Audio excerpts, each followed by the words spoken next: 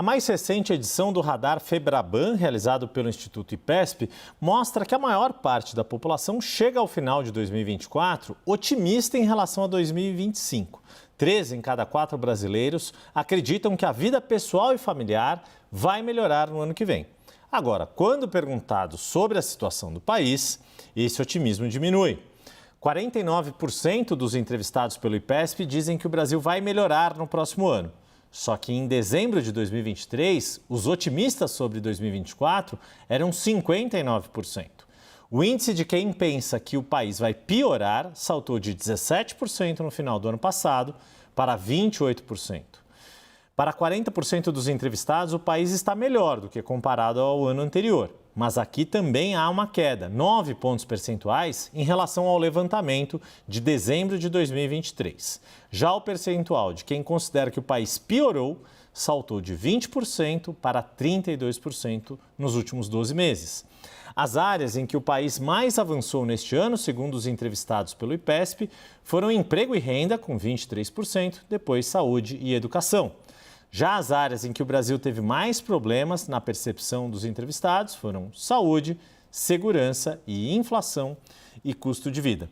A pesquisa foi feita entre os dias 5 e 9 de dezembro de 2024 e ouviu 2.000 pessoas de todas as regiões do país. A margem de erro é de 2,2 pontos percentuais para mais ou para menos, com um intervalo de confiança de 95,5%. Thais Herédia, eu quero começar contigo porque muito do que a gente trouxe esses dados gerais aqui para dar um panorama desse radar da Febraban, é uma pesquisa que rotineiramente o IPESP faz sob encomenda da Federação Brasileira dos Bancos, mas o que ela deixa muito claro é que a principal preocupação para o ano que vem, o que deixa o ambiente incerto é percepção de 2 em cada 3 brasileiros, 66% arredondando ali, de que a inflação vai piorar, de que os juros vão subir e de que o endividamento vai crescer, ou seja, tem um horizonte de tempestade pela frente e isso é preocupante do ponto de vista político também para o governo. Né? Totalmente, né? Assim, o brasileiro já entendeu que a alta do dólar chega rápido e a alta dos juros também, né? Se você pensar que o brasileiro...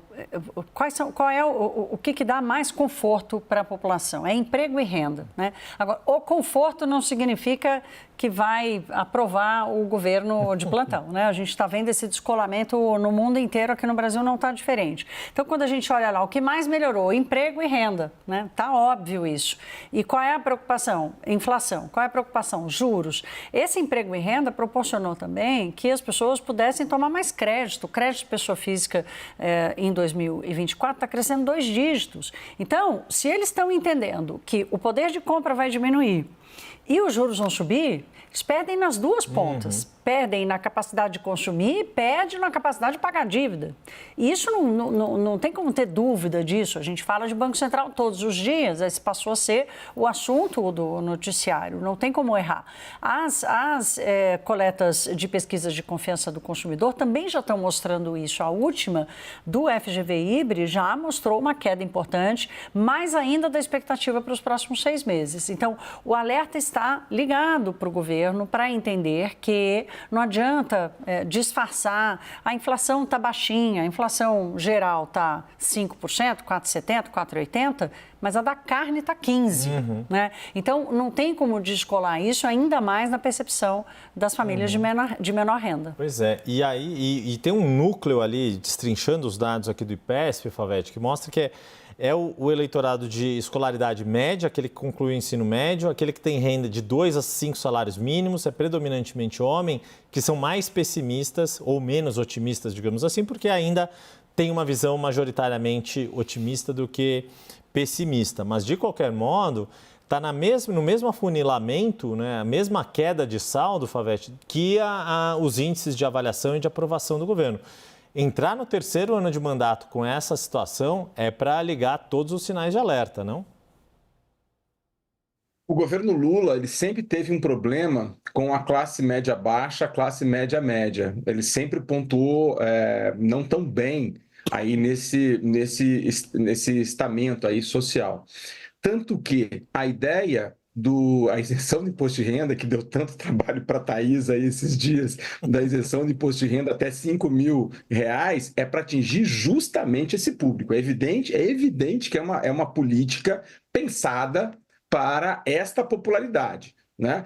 O governo, evidentemente, sabe desses índices. E um que ainda a mesa não tocou, talvez a Jussara traga, que também está dentre esse espectro de classe, vamos dizer assim, numa abordagem mais sociológica, que é a segurança. Isso é, a questão da segurança, ela pega justamente a questão patrimonial das pessoas, naquilo que as pessoas têm na rua, que é o celular sendo furtado, né, que é o carro e etc. Então, tudo isso atinge muito forte o jovem ou aquele casal que está apenas com um filho, está começando a vida. É esse núcleo de pessoas que o governo tem um descolamento desde que entrou e que tem uma grande preocupação para tentar tomar esse voto, né? Mas não é difícil, vocês já disseram da mesa aí as complicações para a economia para os próximos anos, e isso atinge em cheio esse estamento social. Uhum.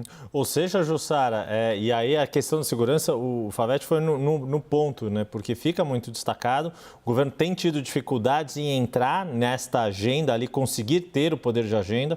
Esta semana conseguiu um pouco com o decreto ali de armas, mas acabou ali, né, tendo toda aquela tragédia do Rio de Janeiro com a jovem Juliana Rangel na véspera do Natal.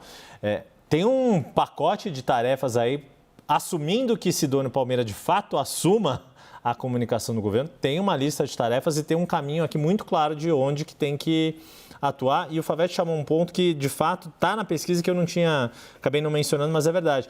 Entre também o público mais jovem, a menor taxa ali de otimismo e maior de pessimismo todas as faixas etárias. Olha, Yuri, o bom é que você me deixa assim, eu vou falar alguma coisa, mas você vai puxando vários fios aqui, tem várias coisas a comentar.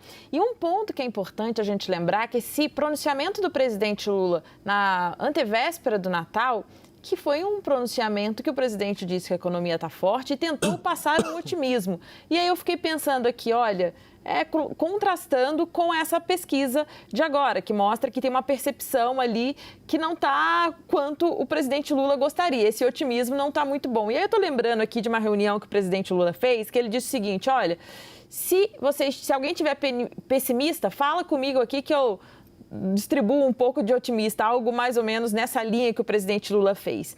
E aí a gente estava vendo o discurso, o pronunciamento do presidente Lula, que foi feito pelo Sidônio Palmeira. E aí ele evita citar dados, números específicos, programas específicos, e foi uma mensagem muito genérica, tentando reforçar essa ideia de se conectar com a população, passando essa ideia de que as coisas vão melhorar. Ele não explicou como exatamente, porque não citou os meios, os programas, mas, por outro lado, ele faz um aceno, o presidente Lula ele faz um aceno mirando um público, né? Claro que quem fez o discurso foi um marqueteiro, falando diretamente aos trabalhadores. A gente lembra também que outras pesquisas, inclusive há uma admissão nos bastidores de integrantes do PT, que como o PT e o governo vêm se afastando dos trabalhadores. Então ele faz esse discurso, ele fala de quem trabalha na indústria, no campo, fala de jovens, ele cita jovens, estudantes. Então, eu já vejo que esse pronunciamento de Natal do presidente Lula, aí, otimista, contrastando com essa pesquisa, vem aí já com essa pitada aí do que deve ser ali a linha de trabalho de Sidônio Palmeira, se de fato assumir a comunicação do governo. Agora, só para pontuar, é um trabalho e tanto para fazer, porque como disse o presidente Lula, 2025 é o ano da colheita, mas ele mais do que isso. 2026, quando vira de 2025 para 2026, só se fala em eleição. Então, tudo tem que ser feito agora. A melhora da percepção do otimismo é agora, é 2025. Então, o marqueteiro está com trabalho. Super legal a Jussara ter botado essa coisa do timing, porque tem uma mudança que aconteceu na economia e aconteceu isso no mundo inteiro, aqui no Brasil, talvez com um pouco mais de força, que é o tempo e a intensidade que aumento do dólar chega nos preços. Né? Até 2019, levava até um ano e não era tudo, não era toda a alta do dólar, porque o varejo trabalha com margem e não quer perder competitividade. Então, até um ano para passar esse preço. A Warren Investimentos fez um estudo, a Andrea Angelo, que é economista responsável pela inflação, que constatou, outros economistas estão fazendo uma conta muito parecida, eu estou citando esse específico da Warren, que o chamado pass-through do câmbio, que é essa passagem, está acontecendo em um trimestre. Nossa. E está levando 60% do aumento do câmbio. Antes era 50, 40. Então, não vai demorar para esses R$6 agora do dólar bater rapidamente na inflação e nos preços. E primeiro trimestre, que é quando famílias têm uma série de custos, com matrícula escolar, imposto de carro, IPVA e por aí vai. Ou seja, de fato, apertem os cintos porque o início de 2025 tende a ter grandes emoções pela frente.